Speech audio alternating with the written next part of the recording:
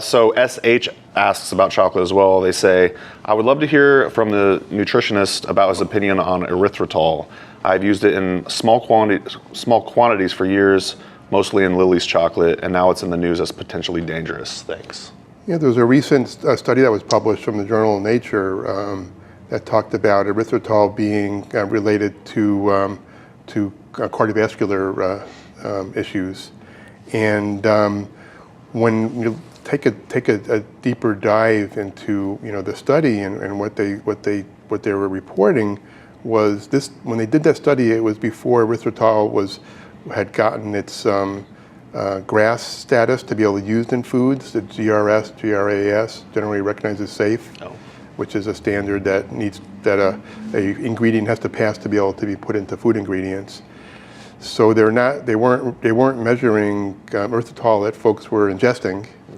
They were measuring in these studies endogenous erythritol. We produce it in our bodies when as a reaction to having more sugar in our system, circulating in our system. So the folks that are having high amounts of erythritol, endogenous means it's made in our body. Exogenous would be what we would get from external sources.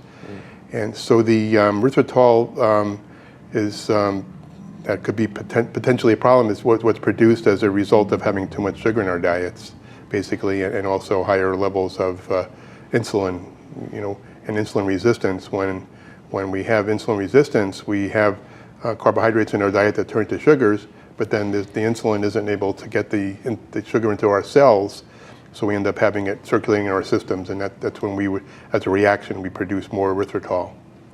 Okay. And so it's probably there needs to be more studies, and I guess at some point maybe there'll be a study to study actual when it's used as an addition to our sweet treats that we enjoy. I know with a lot of folks doing ketogenic diets or low carb diets, it's more and more in foods, and so I guess for myself, I've been using stevia for many years, and stevia at one point also didn't have GRAS status, and it was being sold as you can get liquid stevia that was sold as a body care product, and we were able to use that.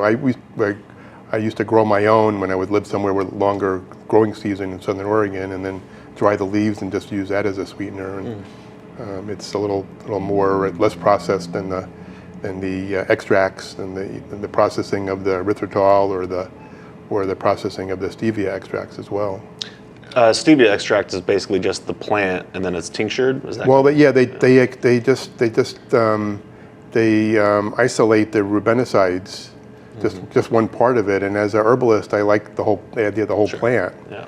There's constituents in the whole plant that we can benefit from, and so I like to. That's my preferred way to use a stevia sweetener. But I think if you're using it not overusing it, honey and maple syrup are wonderful choices as well. That's what we use a lot in our household. Exactly. Yeah. Right on.